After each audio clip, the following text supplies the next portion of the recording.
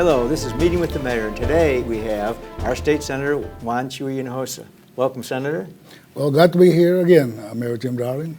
Well, I appreciate it, and I know you've been really busy, and even off session, people think when the session's over, the legislators go home and don't do anything, but you stay busy now. It's a year-round job, being a senator, certainly. Pretty much, I spend about 75% of my time on Senate business, dealing with constituents, different issues that come up, dealing with different state agencies, but also dealing with interim committee charges that we have to study and do a report for next session. You know, and your district goes way up past Corpus Christi. What's the furthest? Goes all the way up to Orange Grove, Robstown. Obviously, Orange Grove, I know where that is because that's on the way home. You always see the sign for Orange Grove, right? Yeah. It's a pretty large district. As a matter of fact, sometimes people ask me, and they're surprised to know that this Senate District 20 is not based out of the Valley. It's really based out of Corpus Christi. They vote, the district is drawn in such a way that they have about 20,000 more votes than we do down in the southern part of my district. But I was able to win back when I first ran in 2002 because we were able to split the vote in Corpus Christi. And down here in the southern part of my district, which includes about 90% of McAllen, all of Edinburgh, west to the county line, Mission, Peñitas, La Jolla, then north to Brooks County and Jim Wells County, that I did not split, and that really gave me a very high margin of victory. So that's how I was able to pull that off. So you had to spend good time up there too, but that's your district, and you have to, and since you don't live there, you have to have maybe more of a presence there than you would normally have to have, say, down here, where you're seeing everybody every day, et cetera. I spend a lot of time in Corpus Christi, and quite frankly, there are issues, some of the same, identical to what we have here in the Valley, dealing with education, infrastructure, healthcare, but some are a little bit different. You have a huge water port as compared to our land ports here, and that's probably one of the biggest difference in terms of dealing with the issues that come up with those two in those two areas. So what's the total population in your district, do you know? Right now it's probably close to 1 million. 1 million, okay. It's larger than the population of a congressional district. Yes. And so redistricting, let me ask you other questions. Do more people vote up there than here, or is it a larger population up there than your district? It's a larger population. There's about 20,000 more votes more registered voters in my senatorial district every election. Okay. Why don't they, you look at that now, you watch even congressional districts are spread way up north and all those things. And I understand you have population balances, but why wouldn't they, like, say, have one senator from the Valley where, you wouldn't have differences in representation? I mean, some people I know have areas around San Antonio in the Valley, and they're not very similar from that standpoint. So why wouldn't they try to get more cohesive districts? Probably because the law doesn't allow for it. We are about, 90% plus Hispanic down here, and if you create only a Hispanic district, it would be called packing, and that would be in violation of the Voting Rights Act. I thought the Voting Rights Act protected Hispanics. But you're saying then they wouldn't have representation up in Corpus and those kind of things. Correct. So well, and it's really interesting because it's a very complex procedure. And I'm on the redistricting committee. I'm vice chair of the redistricting committee. But people have asked me the question before, why not have just one senatorial district that covers the whole valley? And it makes sense. But at the same time, it could be found discriminatory by the courts. Right. So, you have those issues always in the background when you're drawing districts. Now, redistricting committee is really only extremely important every 10 years or so because it's based on the census. And the state can't recognize any other population demographics except for the census, and cities are the same way. So it's coming up on redistricting as a census gets finished, and you'll be there when they redistrict. That's going to be kind of a challenge, I think. It's always a fight, and it always ends up in court, I think. Redistricting is probably the most partisan issue that we take up. I already have about 26 hearings scheduled statewide. in Dallas, San Antonio, Houston, El Paso, Midland, Odessa, here in the Valley, Corpus Christi. So it's a lot of work. But it's also very important because that's how we distribute and balance all the senatorial districts and the congressional districts and the state house districts to be equal in voting population, or at least in population, not necessarily voting. But the Supreme Court said that process can be partisan. It can be political. And so you're going to pick places where, if you're a Democrat or Republican, where you're going to get your kind of people your party people elected. And so and sometimes it matters splitting the neighborhood in half. It gets down to that nitty-gritty. You know, just because the United States Supreme Court says it's legal doesn't make it right. And what they did, they upheld extreme partisan redistricting, which to me, it allows the elected officials to select the voters, not the other way around, to let the voters select the elected officials. And it's a real issue because obviously in states where Democrats control, they're very partisan and control 100% or at least the vast majority of the seats. And those states where the Republicans are in control, they do the same thing. And the people that get ignored, quite frankly, are the voters. Their interests are not addressed when that happens. That's why you end up having partisan legislators and a very partisan Congress, because whoever gets elected from a district that is either very Republican or very Democrat. It doesn't allow for people who are centrist to have much of a chance of getting elected in the primaries. Yeah, so really it's, the primaries elections are, the ultimate outcome of the election is going to be Republican or Democrat based on how that redistricting went. So the election really becomes in the primary, but that excludes a whole bunch of other voters, whether Democrat or Republican. But what's happening here in Texas is that there's a tremendous growth in the suburbs and the big cities. And that growth in population is a lot less partisan. And that gives both parties problems, only because the Republicans want partisan voters, the Democrats want partisan voters. In reality, the public wants somebody that can do the job, that's willing to be fair, and take care of the different issues that impact that particular district. Now, you're one of the senior senators, and so being on that committee, that's going to be a lot of work and everything, but that you just got to be on it and go to all those hearings and be in that. I'm vice chair, and it's really an honor to be vice chair of the redistricting committee, but it's a lot of work. We end up trying to come up with a good, fair plan, but it doesn't make a difference what we end up agreeing to or proposing. That district that we vote on will be challenged in federal court. I mean, that's been the history and the practice for the last 20, 30 years. And then they do a little forum shopping for that, right? I mean, what federal judge gets to hear that? I mean, I know judges are not supposed to be partisan, but some are different. What it is you have judges who are in the federal court system and in the state judicial system also. Judges who maybe not necessarily partisan, but some are very pro-plaintiff, some pro-defendant, some are very pro-state, pro-government.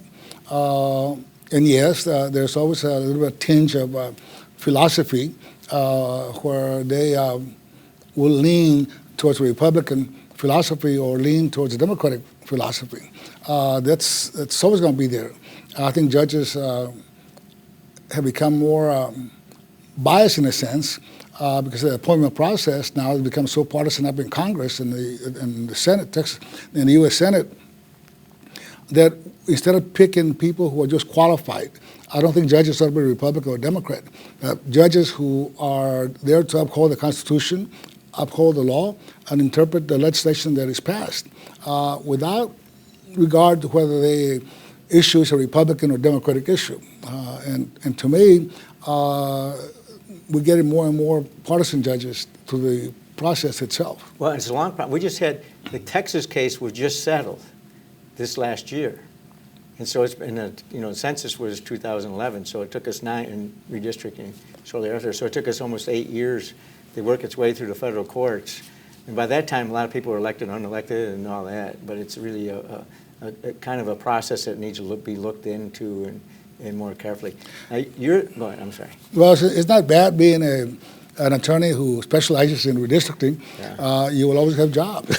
You always have work. Well, I always wonder, we always hire somebody in McAllen because we have single-member districts, but we're 84% Hispanic, and so you'd think it wouldn't be difficult to draw a line that wouldn't discriminate or whatever. I always thought it was much more important for people to know what district they lived in, so that we went up in straight lines up 2nd Street or 10th Street and whatever, so I knew what district I lived in so I could find out who my district representative was.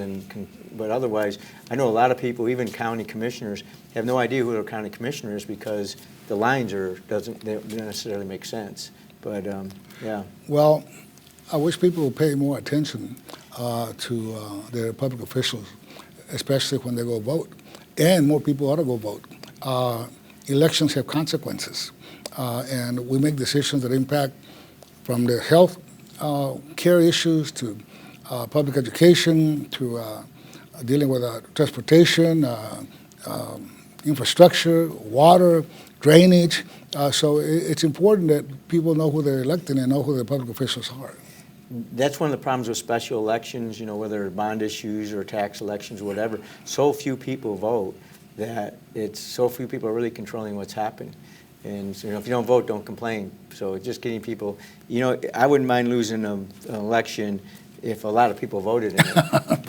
but it's terrible when so few. Be careful, you might get your wish. Yeah. I meant like a bond election. But at any rate, yeah, it's so, it's really, you let so many few people decide the fate of your city. It's really kind of disheartening. Well, it's the same thing for public officials, Mayor. It's always disappointing how low voter turnouts are. So we try to encourage them, we try to register more people, yet the voter turnout is not what it should be as compared to other nations, other countries in the world. Speaking of bad turnouts, now we're talking about the census is coming up, and that's so important in every state. It means money, it means representatives, et cetera, for your area. And I read in the paper where Texas is one of the few states that's not active in the census operations. Well, we're pushing legislation and to set aside a certain amount of money, funding for the census effort. For whatever reason, the leadership here in Texas opposed it. Their side of the story was that the local communities, the cities, the counties, national government, federal government would make an effort for a full census count. I think that the census is so important that it has to be a 100% effort from all levels of government, from federal, state, down to your counties, your cities, and volunteer groups, for the simple reason that we do that every 10 years, and that's how you decide how federal funds will be distributed based on the population of not only your state, but you go down to your local governments, and it's on a per capita basis. So hundreds of millions of dollars are at stake in funding. The other part of it is that that's how you decide how many congressional districts each state will have. And for us here in Texas, our population has continued to grow and increase compared to other states. So it's predicted, less 10 years ago, we gained 3 additional congressional seats. It's predicted now that this coming census, we will gain another 3 congressional seats. And those seats, 435 in Congress, are counted. They're limited. That's how it gives you more authority. Right. There are no more congressmen. Just they're spread around different states. So if somebody loses 3, we would pick up 3. Correct. And that's so important because you only have 2 senators. Everybody has 2 senators. And so you're going to make a difference. I mean, senators are important. But you're going to make a difference based on population. It has to be in the House. And if you're not out there as a state telling people that, local government's hard for us to make that See, out. right now on the U.S. Senate side, the smaller states have an advantage. You have Wyoming, which only has 1 congressperson. but yet they have 2 United States senators. Texas, on the other hand, we have 36 or 37 congressional seats. We still have only 2 U.S. senators. So it's a balance, but sometimes it allows the smaller states to provide more control over some of the needs and requests made by the larger states like California, Texas, New York, Illinois, versus Wyoming, Idaho, North Dakota, South Dakota. So those have real issues. So your message is be counted. Be counted. It makes such a huge difference. And every person ought to be counted. The Constitution says the census will be of every person, not every U.S. citizen, not every resident, is every person. And that's the only way to do it, for a simple reason that a person is a person who will use services in a community. You cannot pretend that the person doesn't exist, because that person is going to be part of our community. Yeah. We're soon to see on the MPO how important a census is, because we were going to get more money in our valley based strictly on population. I mean, there's other ideas, but we weren't even at the table until you reach the population threshold. And so if anybody doesn't realize how important population is, we should, because of just in that factor. Well, right now there's a very strong push, obviously, by the federal government, the Census Bureau, in trying to get people to work part-time, and they'll get paid to be able to go and count and go to the barrios and to the neighborhoods and every corner that we have in our different regions to count everybody. That's a challenge, under 911. I'm on the Council of Governments Board. We do the 911, and there's streets in our city that don't have names. They're all named Martha. Usually with somebody's mother's name, and it's in the street name, and they're not official post office names. So how do you count those? Because you have to have an address to be able to do it. So we have challenges no one else. To do that, Mayor, I mean, you really have to go door to door. Oh, absolutely. And you're right. We have challenges here, but I found out that you also have some of the same challenges in a lot of rural areas. Right. And it is a big challenge. I get people to go there house to house, knocking on doors, and that's always a little bit scary, especially at night. I mean, you got to do that during the day, or at least during daytime. Exactly. We ought to do it during Halloween, because all the kids are knocking on doors trick-or-treating. It'd be a good time to do a census card here, fill out your census card. Well, Senator, you're also Vice Chair of Finance. I'd love to talk about money, but we don't have the time. So thank you. It was very informative about not only census, but voting rights and all those kind of things that are going to be important, and especially in the next 2 years. So appreciate it. Well, I think next time we need to discuss the budget. I think this last session we really focused on public education. We made some very fundamental changes and reforms that we're now focused on the needs of the student and not the wealth of school districts. And it's important for the public to know that. And that we also funded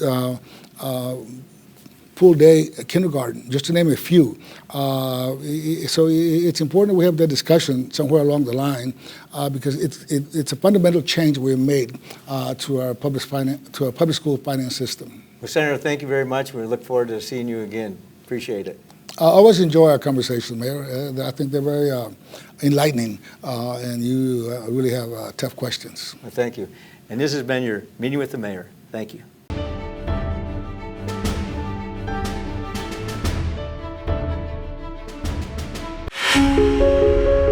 Our team. Stories that count from people who care.